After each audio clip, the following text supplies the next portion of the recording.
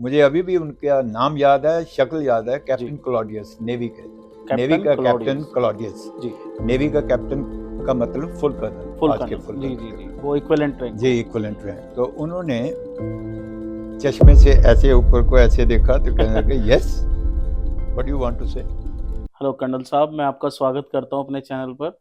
और कर्नल साहब का मैं परिचय दे दूं तो कर्नल पीएल पराशर जी हैं और एक्स एनडीए हैं।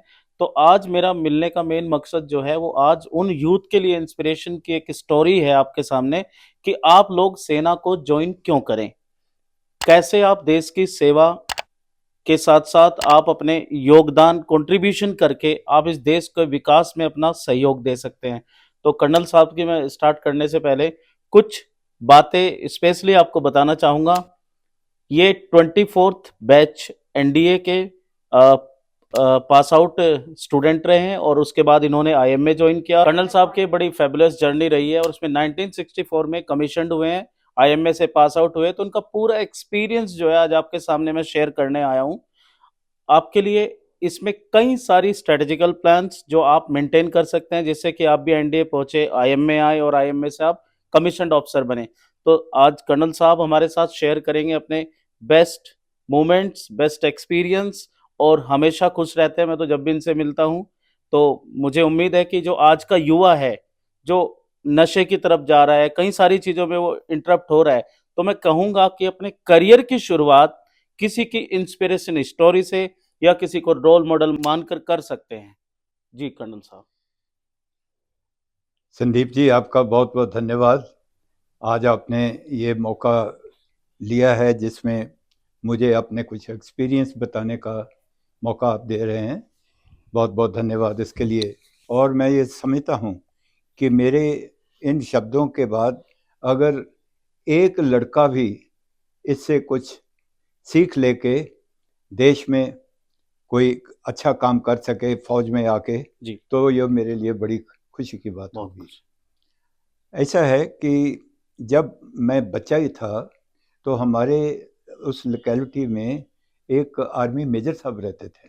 जी उनको मैं देख देख के इंस्पायर हुआ कि आर्मी को ज्वाइन करना है। हालांकि मेरे परिवार में कोई भी आर्मी में नहीं था, डिफेंस फोर्सेस में कोई नहीं मतलब था। आपके पड़ोस में रहते थे मेरे पड़ोस मेजर में साहब? रहते थे मेजर साहब, मेजर शर्मा थे। और उनको मैं देख देख के बहुत इंस्पायर हुआ। दिन में 3-4 बार तो वो ड्रेस चेंज करते थे। ग्रेट। अभी तो मैं समझ सकता हूँ क्या है, लेकिन उस टाइम मैं हैरान होता था क्योंकि हम इन सिविल हम लोग बड़े एक कैजुअल एक रहते हैं। कैजुअल रहते हैं, एक जो ड्रेस पहन लिया सारा दिन वही रहता है, कई कई बार तो 2-2 3-3 दिन वही कपड़े पहनते हैं। तो उनको देख के मेरे को बड़ा अच्छा लगा कि यार मैं इस सुबह तरह की देख भी लाइफ हो कि सकती ये है। भी लाइफ है। राइट। और सबसे गजब की बात, कभी वो जीप में जाते थे, कभी घोड़े पे जाते थे, और लोग उनको बड़े सलामें वैसे मतलब मारते थे। मैं क्या, प्रेस्टिजियस भी आपको दिखाई तो दिया मुझे पूरा। मुझे ऐसे ही बनना है, ये बेस्ट नौकरी है। ये बेस्ट नौकरी है। बहरहाल जब मौका आया, जब 10th क्लास करी, तो हमें मौका मिला ये जानने के लिए कि फौज में कैसे जा सकते हैं। वहाँ हम मेरे से 1 साल सीनियर हमारे स्कूल की क्रिकेट टीम का कैप्टन जी नरेंद्र साइगल, जी वो उनके पिताजी डिस्ट्रिक्ट सेशन जज थे। जी तो वो मेरे से 1 साल पहले सेलेक्ट हुए, जी। मेरे से 6 महीने पहले एनडीए में एनडीए सिलेक्ट हो। में। ग्रेट। तो उससे हमें पक्का हो गया कि हमने भी अभी जाना ही है। मतलब आपको एक नजर आ गया रास्ता नजर आ कि गया कहाँ कि से जाना रास्ता है। मिल गया। डेफिनेटली। और उससे पहले आप हैरान होंगे, देवानंद फैमिली का, देवानंद का जो सबसे बड़ा भाई सुपरस्टार रहे हैं। मनमोहन, जी सुपरस्टार देवानंद, उनका सबसे बड़ा भाई मनमोहन आनंद, उनका बेटा अशोक आनंद, वो हमसे 3-4 साल सीनियर था। एनडीए में ही। वो एनडीए में ग्रेट। वो सेलेक्ट हुआ। बहुत तो अच्छी। उससे हमें बड़ी उससे प्रेरणा मिली मतलब एकदम कि यार देखो अगर मतलब वो आपके गया चारों है तरफ इंस्पिरेशंस तो थे। ये इंस्पिरेशन हुई। राइट। तो उसके बाद मैंने कॉलेज ज्वाइन किया क्लास 10 के बाद। जी लेकिन मैंने कॉलेज में देखा कि जो मैं प्रेपरेशन करना चाहता हूँ एनडीए के लिए, जी जी जी। रिटन रिटर्न एग्जाम के रिटन लिए। एग्जाम के जी लिए, जी उसमें कुछ बाधा बन रही है क्योंकि कॉलेज की भी पढ़ाई है। एनसीसी ज्वाइन कर ली थी जी जी। इसीलिए कि फौज की कुछ नॉलेज मिलेगी, लेकिन एनसीसी की परेड्स वगैरह के कारण मैं थक जाता था। जो मुझे आदत थी पढ़ने की ज़्यादा, वो थोड़ी उसमें सी खलल पड़ने लगा। जी जी। तो 1 महीने के बाद ही मैंने कॉलेज छोड़ दिया। अच्छा, मतलब मैंने कॉलेज ही छोड़ दिया। मैं बताना चाहूंगा कर्नल साहब ने अपना कॉलेज इसलिए छोड़ दिया क्योंकि रिटर्न एग्जाम की जो प्रिपरेशन इनको करना था वो प्रिपरेशन ये प्रॉपरली जी, कर नहीं पा रहे थे। तो बिल्कुल। ये कई सारी बातें आप लोगों के सामने भी आती होंगी, तो आपको थोड़ा ध्यान से आप सुनिएगा इन बातों को, इनसे आपकी स्ट्रेटजी अच्छी हो जाएगी डेफिनेटली। जी, तो फिर मैंने उसके बाद, हमारे टाइम में उन दिनों एनडीए की गाइड होती थी। इतनी मोटी हाँ किताब वो होती थी एनडीए जी की जी, गाइड, जिसमें सब तरह के जो सब्जेक्ट्स हैं उसमें वो दिए पूरा जाते सब्जेक्ट हैं, होता था लगभग। सजेस्टेड क्वेश्चंस होते हैं, उनके जी सॉल्यूशन होते हैं। जी। तो बस उसके ऊपर मैंने रटना शुरू कर दिया। ग्रेट। और जनरल नॉलेज के लिए जितनी हो सकती थी प्रेपरेशन करी। सभी कंट्रीज के पहले नाम, उनके कैपिटल्स के नाम, उनका राष्ट्रपति कौन है, प्रधानमंत्री कौन है, उन ये सब चीज़ें पूरा मेहनत लगा के मैं करना शुरू कर दिया रिटन एग्ज़ाम के लिए। और भाग्य इतना अच्छा रहा कि जब रिटन एग्ज़ाम दिया तो मुझे अच्छा लगा कि मैंने अच्छा कर लिया है। रिजल्ट आया, पास हो गए और मतलब अच्छे नंबरों आप से। फर्स्ट अटेम्प्ट में ही पास हो फर्स्ट गए। अटेम्प्ट में मतलब पास हो आपकी कहीं ना कहीं वो स्ट्रेटजी जो थी वो आपकी पूरे गए। तरीके से बहुत काम आई। बहुत कामयाब हुई। उसके बाद हमारा एसएसबी के लिए गए। जी। अभी एसएसबी के लिए मुझे कुछ पता नहीं कि जो एसएसबी है वहाँ पे हमसे क्या पूछा जाएगा, क्या वो एक्सपेक्ट करते हैं। मतलब आपकी कोई प्रिपरेशन भी पहले नहीं रही एसएसबी के लिए? बिल्कुल कुछ पता नहीं था एसएसबी जैसे का। आप रिटर्न पास किया आप और एसएसबी में ऐसे अपीयर हो गए जाके? नहीं नहीं, ना ना ना दो ना तीन महीने का ना ना बीच में ना, टाइम? मैंने एसएसबी के लिए फिर तैयारी इस तरीके से की। मैंने पता किया कि जलंधर में एक मिनरवा अकेडमी है जो आजकल चंडीगढ़ में चंडीगढ़ शिफ्ट में हुई। है, मोहाली में। हाँ जी। जी। तो मिनरवा अकेडमी में मेजर देओल होते थे। Major Deol. Deol, major Deol. Deol. Major Deol. जी जी। उनकी वाइफ साइकोलॉजिस्ट थी। अच्छा। तो उनकी एकेडमी मैंने जलंधर में ज्वाइन माल किया। रोड पे थी, जी वहाँ पे ज्वाइन किया। जी। और वहाँ जाके मुझे पता चला कि इस तरीके से एसएसबी में मेरे को ये प्रेजेंट करना आउट है। प्रेजेंटेशन ये होगा, जी ये आउटडोर में ये पूछेंगे, रिटर्न में ये पूछ, साइकोलॉजिकल टेस्ट ये होगा, जी सब जी। कुछ उन्होंने बताया। मतलब एक इंट्रोडक्टरी इंट्रोडक्टरी टाइप एक किस्म सिलेबस का हो गया कि उसका। मुझसे वो पूछेंगे क्या जी एसएसबी जी में। जी। तो मुझे बहुत तसल्ली हो गई कि मैंने काफ़ी हद तक ये जान लिया कि एकदम मैं सरप्राइज ना एसएसबी हो क्या जाऊं है? कि उधर क्या है आपको बड़ा एसएसबी में। नया नया सब कुछ ना बिल्कुल लगे। सब, क्योंकि जैसे मैंने बताया मेरे पूरे परिवार में कोई भी डिफेंस में नहीं था। तो जी। ये मैं जानना चाहता था क्योंकि मैं डिटरमिन्ड था कि आर्मी में मुझे जाना ही जाना है। अभी मैं कर्नल इस साहब की एक मिनट बात रोकूंगा, सॉरी। जी जो सर ने अभी बात बोली कि आर्मी बैकग्राउंड इनका पूरे फैमिली में किसी का नहीं था, तो कुछ स्टूडेंट्स की इंक्वायरीज भी आती हैं कि क्या जरूरी होता है आर्मी का बैकग्राउंड होना आपकी फैमिली में या फिर किसी में? तो ऐसा कुछ भी जरूरी नहीं है। कर्नल साहब आपके सामने सीधा सीधा एग्जाम्पल हैं। आप इसको इस तरीके से लें कि आप नए भी हैं तो आप उस मंजिल को पा सकते हैं। जी कर्नल साहब। बिल्कुल। तो जब एसएसबी के लिए गए, हमें ये बताया गया था कि जब आप एसएसबी के लिए जाते हैं तो आप ये मान लें कि जब आप ट्रेन में बैठते ही हैं तो आप समझ लो कि कोई ना कोई निगाहें आपको देख रही हैं। देख रहे हैं। तो you should be prepared that if somebody is there to see me कि मैं कौन हूँ, क्या डेफिनेट। हूँ। अपना यानी प्रोजेक्शन ऑफ इमेज करेक्ट होना चाहिए। जी जी। तो ये मुझे बहुत अच्छा लगा। उधर गए जब एसएसबी के लिए तो उधर उन्होंने बोला कि पहले 3 दिन का ये प्रोग्राम है और जो सेलेक्ट हो जाएंगे उसके बाद उनका मेडिकल होगा। मतलब आप सेना के उस एरिया को पहली बार फेस कर रहे थे? पहली बार फेस कर रहे ग्रेट। थे। मेरठ में गए थे 17 board, seven SSB 17 board. 17 board वो मेरठ। आमतौर पे रिपीटर्स का होता था। जी जी। 12 11 एंड अच्छा। 17 ये 2 अच्छा, बोर्ड होते हैं। रिपीटर्स का होता था तो आप तो फ्रेशर थे। या तो मैं फ्रेशर भी होते हैं उसमें। जी जी। थोड़े से 20-30% फ्रेशर होते नहीं, हैं। मतलब बस परसेप्शन ये बना होता है कि भाई हाँ रिपीटर्स का है तो हाँ फिर हाँ रिपीट कराएंगे। हाँ जी हाँ जी। तो बहरहाल ये परसेप्शन था कि रिपीटर्स में सिलेक्शन जरा हार्ड होती है। हार्ड होता है। हाँ, और जो फ्रेशर हैं उनकी उससे सिलेक्शन ज्यादा थोड़ी होता है कंपैरेटिवली आसान होती कंपैरेटिवली। है। तो उधर सिलेक्शन के लिए गए तो उधर हमें बहुत अच्छा लगा। यहाँ मैं मज़े की बात बताता जी हूँ ज़रूर जी। कि जब पूरी 3 दिन वगैरह का हो गया तो एंड में जो प्रेसिडेंट होता है, presiding officer presiding SSB officer का, एसएसबी। वो इंटरव्यू लेता है। जी ये मैं इंटरेस्टिंग आपको बताना चाहता हूँ ज़रूर। उधर जब गए तो वो मेरा जो प्रोफाइल है पूरा फोल्डर पढ़ रहे थे। तो मैंने जाते ही उन्हें कहा कि sir excuse me, I want to say something. तो मतलब मुझे आपने अभी भी इंटरप्ट याद, करके बोला उनको? हाँ, जी, तो मुझे अभी भी उनका नाम याद है, शक्ल याद है, जी। कैप्टन क्लॉडियस, नेवी के, नेवी कैप्टन का कैप्टन क्लॉडियस। क्लॉडियस। जी, नेवी का कैप्टन का मतलब फुल कर्नल, फुल आज के कर्नल। फुल जी, कर्नल जी, के जी। बराबर। वो इक्विवेलेंट रैंक जी, हो। Equivalent rank. तो उन्होंने चश्मे से ऐसे ऊपर को ऐसे देखा तो कहने लगे yes, what you want to से।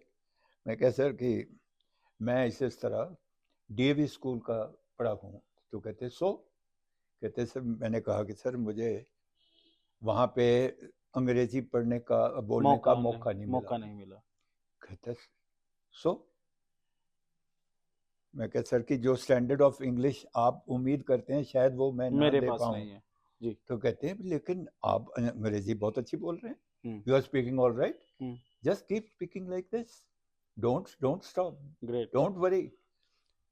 कहते अगर कहीं रुक जाओ तो use your Punjabi word, Hindi word, but don't stop your flow yes, of yes. Thought. अब इट्स तो मीन कि ये कॉन्फिडेंस वो आपका देखना चाहते हैं। कॉन्फिडेंस। डेफिनिटली। अच्छा, इसके बाद जो मैं आपको बताना चाहता हूँ, मैं पूरी तरह से तैयार होके गया था जनरल नॉलेज का पूरा बैकग्राउंड लेके कि ये पता नहीं इसने क्या क्या पूछना है। पूछना है? जी।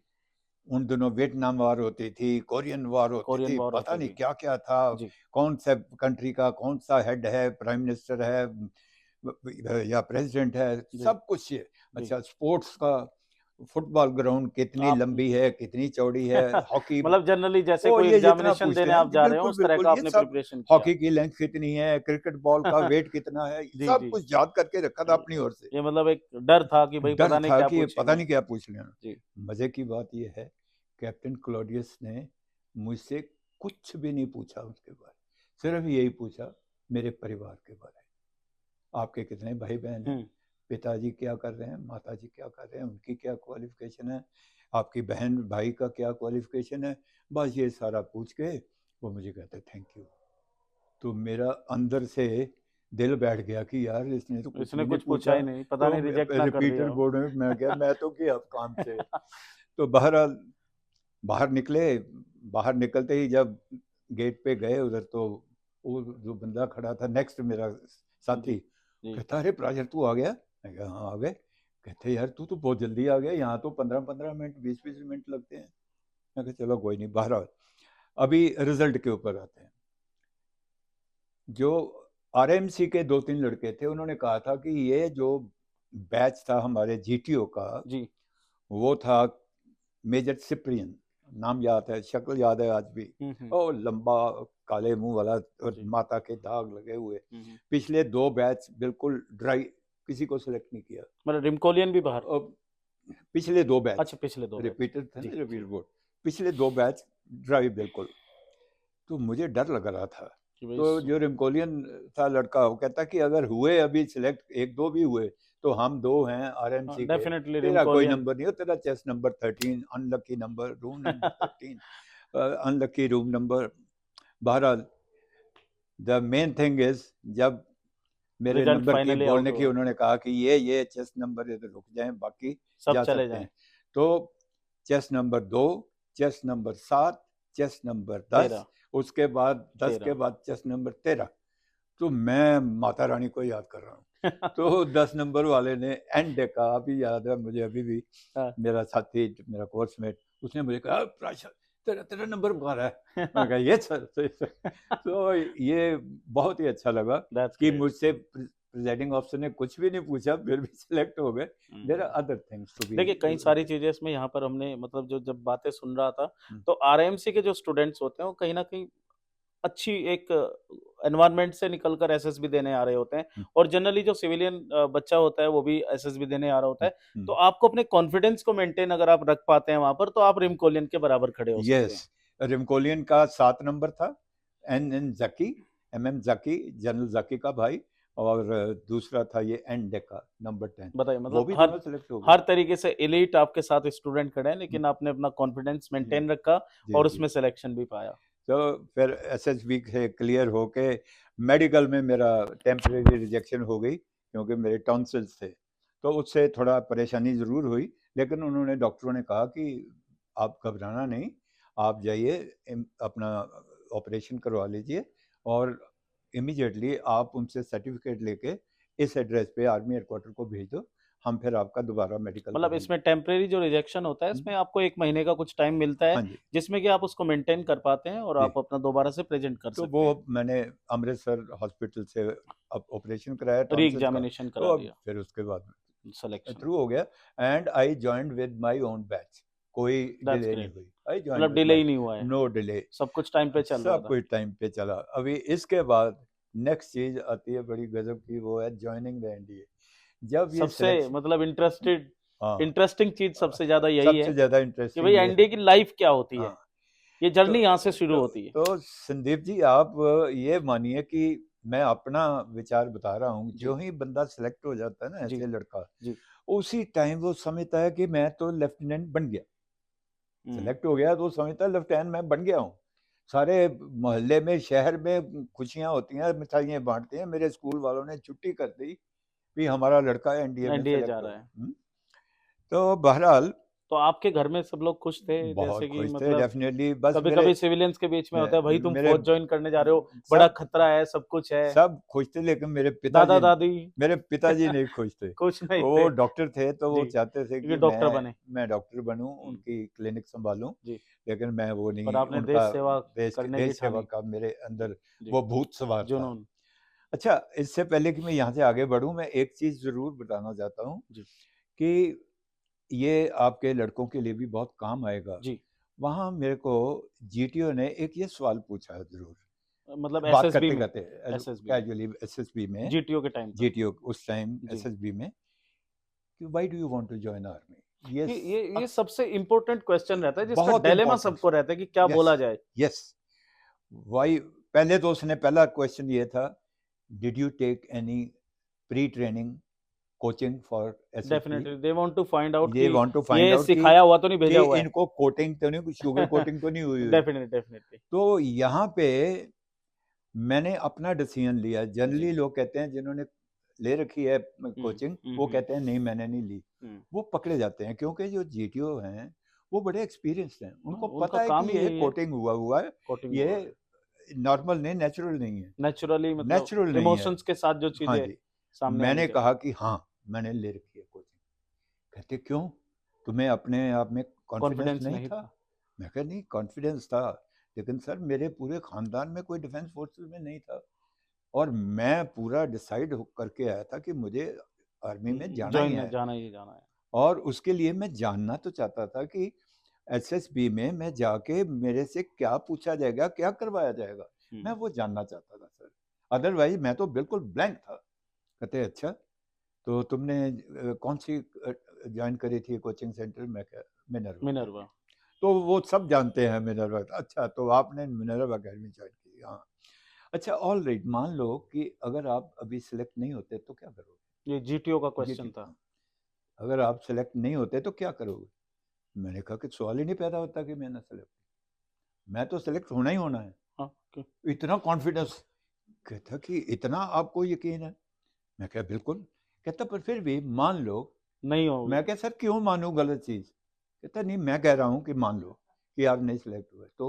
मैं कहा मैं सेकंड टाइम फिर आऊंगा, मैं फिर आऊंगा सेकंड टाइम। मतलब बहुत ज्यादा फोर्स करने के बाद भी हाँ, आपने ऐसा आंसर मैं दिया, आना सेकंड मुझे टाइम यही फिर है, आऊंगा, आना है आर्मी में, डेस्टिनी मेरी यही डेस्टिनी मेरी है। यही है। कहता कि मान लो सेकंड टाइम भी नहीं हुआ। मैं कहा सर अब आप जाती कर रहे हैं। कहता मान लो कि सेकंड टाइम भी नहीं हुआ, फिर क्या करोगे। मैंने कहा सर फिर मैं कॉलेज वापस जाके आईएएस के लिए तैयारी करूंगा, आईएएस में जाऊंगा।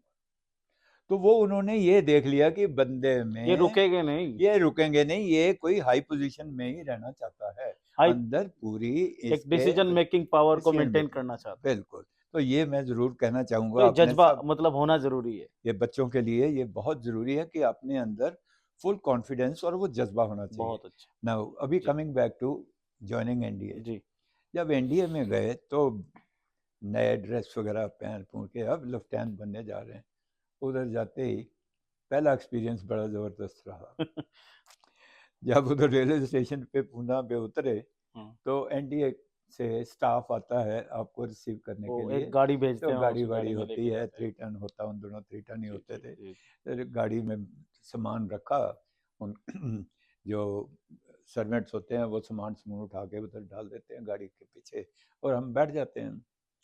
उधर जब एनडीए में पहुंचे खड़कवासला जी तो वहाँ कैडेट्स मेस के सामने उतार दिया। तो वहाँ उतरते साथ ही पहली जो आपका वेलकम होता है जी वो सबका एक जैसा ही तकरीबन होता है आज तक भी शायद वही है। हाँ तो क्योंकि अभी अभी मैं अपनी डायमंड जुबली 60 साल की जी, आप उसमें पासिंग आउट गए का भी थे, अटेंड करके आया। आपने अटेंड किया है तो उसको। उधर जब जो ही उतरे तो जो सेकंड टर्मर होते हैं ना, टोटल 6 जो टर्म सीनियर्स होती हैं, होते हैं, जो 6 टर्म होती हैं एनडीए 6 में, जो मंथ के, सेकंड टर्मर हाँ, है 6 मंथ्स की होती जी 6 है, मंथ सीनियरिटी में वो होते हैं, आपको चीलों की तरह गिद्धों की तरह पड़ पकड़ने जाते के लिए हैं आ जाते यार। हैं। तो उन्होंने जो फिर किया स्टार्ट फ्रंट रोलिंग, ये वो मुझे पता ही नहीं फ्रंट रोल क्या होता है तो सिविल बैकग्राउंड से फिर उसने एक अपने साथी को बोला इसको बताओ करके क्या होता है करके फ्रंट दिखाइए रोल। कि फ्रंट तो रोलिंग क्या है। फ्रंट रोल करके दिखाया, कहते ये जो आपका बॉक्स है ये तो हमारा अर्दली जो है आपके कैबिन में ले जाएगा, और ये बेडिंग वो होल्ड ऑल बेडिंग होता जी, था। जी, जी। तो कहता आप ऐसे जब फ्रंट रोल मारेंगे तो किक करेंगे अपने पाँव के साथ और ये जो आपका बेडिंग है ये आगे रोल करेगा। अच्छा, और ऐसे किक करके मतलब आप नहीं, उसको आप रोल कर फ्रंट रहे हैं। रोल किया हाँ, तो जब अच्छा मतलब टांगे ऐसा एलिवेशन ऊपर से, बनना चाहिए कि टांगे पीछे पाँव पीछे से होके ऐसे उसको ऐसे आगे मारना आ है जाना चाहिए। और वो बेड रोल आगे रोल करेगा। ग्रेट। अभी आप इमेजिन करो मतलब कि एक टास्क मिल गया आपको आर्मी ये अंदर। कोई कम से कम 150-200 गज था और रास्ते में सड़क और बजरी और मेरा नया उसपे क्रॉलिंग गैबर्डीन कर का रहे हैं आप। सूट सारा सत्यानाश। तो ये था अपना गजब का ग्रेट, एक्सपीरियंस। मतलब ये आपका और लोग कई लड़के बीच में रोना भी शुरू कर दिए कहाँ आ गए ये वो, लेकिन हुँ, अपने मन में तो वो जज्बा आपका था, तो जुनून, परवाह जज़्बा। नहीं, जुनून जी, था जी कि हमने तो ट्रेनिंग पूरी करनी है, लेफ्टिनेंट बनना है। ग्रेट। तो इस तरीके से तो हम ये भी कुछ गुड अपनी ट्रेनिंग एक्सपीरियंस शुरू, होते हैं। तो ये ट्रेनिंग शुरू करी एनडीए में। फिर ट्रेनिंग के दौरान बहुत मज़ेदार रही किस्म की, हमने तो बहुत एंजॉय किया। बहुत अच्छा। ये 3 साल की ट्रेनिंग में हमारे 3 कैंप होते हैं जो डिफ़िकल्टीज़ थी जो आपने उनको एन्जॉय किया एंजॉय एक्चुअल। किया, पूरा एंजॉय किया। जी, ऐसा है कि मेरा अपना कोई जानकार फ्रेंड्स, मेरे जानकार कोई नहीं था जो उधर मेरे स्क्वाड्रन में हो। स्क्वाड्रन में हो आपके। नरेंद्र था, जैसे नरेंद्र सहगल का बताया, वो इंडिया स्क्वाड में था, मैं एक और स्क्वाड में था। आपका अलग स्क्वाड तो था। अपना जानकार उधर कोई मित्र या जानकार कोई नहीं था हुँ, हुँ। सीनियर्स में। जी, जी। तो फिर जूनियर्स की तो हालत नाजुक हो ही जाती है, पनिशमेंट वगैरह मिलती रहती है, उसको रैगिंग बोलते हैं। ट्रैकिंग। तो उससे कोई नहीं छूटता, चाहे वो जनरल का बेटा हो तो चाहे वो महाराजा का बेटा हो। हुँ, इंसिडेंटली महाराजा जो पटियाला हैं उनका लड़का मेरे से एक टर्म सीनियर था, हुँ, हुँ। अमरिंदर, कैप्टन अमरिंदर सिंह, अमरिंदर वो सिंह। मेरे से एक टर्म सीनियर थे। उन उन्होंने कभी किसी को बताया नहीं कि मैं क्या मतलब राजकुमार राजा हूँ, के आप मैं राजकुमार हैं आप? मैं क्राउन प्रिंस हूँ पटियाला का, कभी किसी को नहीं बताया, बहुत हम्बल। तो बहुत अच्छा रहा। तो ऐसा है कि ट्रेनिंग के दौरान जब रैगिंग होती है तो पढ़ाई में मुश्किल होती है क्योंकि थकावट हो जाती है हुँ, बड़ी। हुँ, हुँ। तो पढ़ाई में दिक्कत रही और मैं पढ़ने वाला था, मैं बहुत स्टूडियस था, हुँ, बहुत पढ़ता था। तो ये थोड़ा मेरे को मलाल रहा कि मैं अच्छी तरह पढ़ नहीं पढ़ पा नहीं रहा हूँ। पा रहे हैं। तो वो भी हमने अल्टरनेटिव ढूंढे और तो मतलब आप अल, कोर्स टॉपर की तरफ बढ़ रहे थे। बस ईश्वर की कृपा से इवन जब हम एनडीए से पास आउट हुए जी, तो जी। I was fairly high up in the merit, that's great. Fairly high up, क्योंकि I was permanent appointment also, I was cadet sergeant major CSM था स्क्वाड्रन जी, का। जी, जी। वो डिसिप्लिन मेंटेन करने के डिसिप्लिन लिए मेंटेन करने बहुत के लिए होता है। इम्पोर्टेंट पोस्ट अपॉइंटमेंट होती होती है। है। और मैंने जैसे बताया कि एनडीए ट्रेनिंग 3 साल की होती है। सेकंड टर्म में कैंप ग्रीन हॉर्न होता है, थर्ड टर्म में कैंप रोवर होता है और सिक्स टर्म में कैंप तोड़ना होता है आर्मी वालों के लिए। जी, जी, जी। तो ये तीनों कैंप की है जिससे और हमारी स्ट्रेंथ स्ट्रेंथ बढ़ती आपकी है, फिजिकल स्ट्रेंथ भी बढ़ फिजिकल जाए। As well as mental. Mental. जी, और उधर हम वो सिखाते हैं पूरा कि कैसे कैंप के दौरान हमने खाना खुद ही बनाना है, खिचड़ी वगैरह जी, बनाना, रोटी कैसे जी, बनाना, जी, जी, ये सब उन्होंने जी। मतलब सेल्फ सिखाया, डिपेंडेंट, सेल्फ डिपेंडेंट सेल्फ कैसे रिलायंस। करना। तो इस तरीके से एनडीए का ट्रेनिंग सफर पूरा आपका करके स्टार्ट हुआ। 63 में पास आउट हुए थे। फिर हम आईएमए में आए। आईएम में आ गए आप। आईएमए में आके यहाँ पे 1 साल की ट्रेनिंग होती है, लेकिन उन दिनों 62 वॉर के बाद ट्रेनिंग कट शॉर्ट कर दी थी। इमरजेंसी कमीशन इमरजेंसी कमीशन जून 63 से शुरू हुआ था, 63। तो हम तो खैर रेगुलर थे एक्स एनडीए। तो हमारा दिसंबर में पास आउट होने की बजाय 8 फरवरी को पास आउट हुए और कमीशनिंग की डेट हमारी 9 फरवरी तो मतलब 6 मंथ आप पहले ही कमीशन कर दिए गए, हाँ लगभग लगभग अप्रोक्सीमेट तकरीबन 6 महीने। 6 महीना। दिसंबर 63 में होना चाहिए था। हम्म। दिसंबर 63 वैसे तो अगर इमरजेंसी ना होती तो जून 63 में, तो जून 63 की बजाय 9 फरवरी 64 में हमारी कमीशन हो गई। कमीशन हो तो कमीशन होने के बाद हमें I was fairly up in the merit, जी। I could have got any unit of my choice. तो हमारे मेरी कंपनी में जैकरिफ के हमारे एक तो आपकी इंस्ट्रक्टर थे। चॉइस वैसे क्या थी? मेरी इन्फेंट्री ही चॉइस थी। इन्फेंट्री चॉइस थी। इन्फेंट्री आर्मर्ड कोर का मेरा कंपनी कमांडर जी था, जी। उन्होंने कहा कि आर्मर्ड कोर को में आ जाओ। हाँ तो मैंने कहा कि नहीं, हमें उन दिनों ये पता था कि आर्मर्ड कोर में जो अफसर बनते हैं उनको घर से पैसा मंगाना पड़ता है, क्योंकि उनके स्टाइल ऑफ लिविंग बड़ा ज्यादा हाई, हाई होते हैं। ज़्यादा हाई होता है। इन्फेंट्री का तो मतलब होता है कि पैदल सेना। पैदल सेना। जी। और कैप्टन अमरिंदर जो राजकुमार है उसने इन्फेंट्री ज्वाइन उसने की, इन्फेंट्री ज्वाइन की। वो सिख रेजिमेंट में गया था। तो हमने इन्फेंट्री चुनी और हमें ये पता था कि अगर आर्मी में आना है तो इन्फेंट्री में ही तो मेन चीज है लड़ाई लड़ने की। हाँ, सामने जिसके लिए आए हैं वो तो मिले जिसके लिए है। एटलीस्ट। और 65 वॉर में हमने गुत्तुम गुत्ता लड़ाई लड़ी है, बड़ा अच्छा लगा। खैर बहरहाल, तो हमने 4 जैक राइफल मेरे को मिली, 4 जम्मू एंड कश्मीर राइफल। जी। और मेरी यूनिट उस टाइम सिक्किम में थी, छंगू लेक के पास। इस तरीके से मैंने चलिए, फौज को ये बहुत ज्वाइन अच्छी किया। जर्नी कर्नल साहब ने अपनी बताई। एनडीए एनडीए से पहले भी जब अपने घर से निकले थे एनडीए ज्वाइन करने के लिए, एनडीए के बाद आईएमए आए, आईएमए के बाद कमीशन करके अपना वॉर भी लड़ चुके हैं 65 का। तो नेक्स्ट जो हमारी बातचीत रहेगी हमारी आगे भी, वो 65 वॉर से हम शुरू करेंगे और आज तक की जर्नी पर हम इसको रोकेंगे। जी, धन्यवाद कर्नल साहब, बहुत थैंक यू बहुत सो मच धन्यवाद संदीप आपका। जी, बहुत आपके thank you so experience much. से बच्चों को डेफिनेटली एक इंस्पिरेशन मिलेगा और ज़्यादा से ज़्यादा लोग जो पोटेंशियल लोग हैं वो हमारी सेना को ज्वाइन करेंगे।